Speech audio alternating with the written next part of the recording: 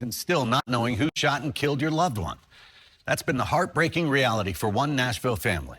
They just want to ensure Frank Lyman Jr. is never forgotten. News Channel 5's Emily Luxon with an update on this cold case and what you can do to help solve it.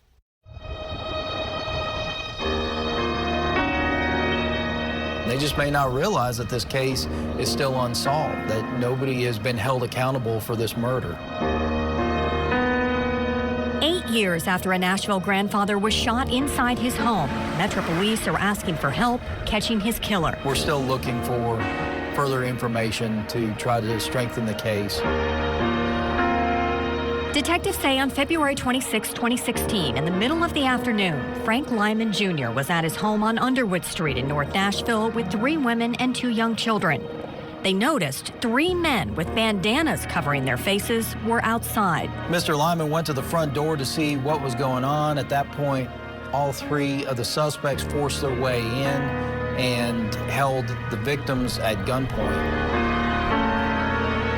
The 3 men stole money from Frank, a cell phone from one of the women, and shot Frank in the stomach as they ran off. To be robbed at gunpoint and to have shots fired, especially when you got infant children in the same room when all this is going down, I mean, that's just a very volatile kind of situation.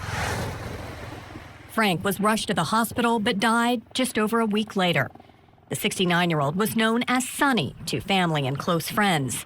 His family says he was a high school basketball standout who loved to cook and fish, and they miss him every day.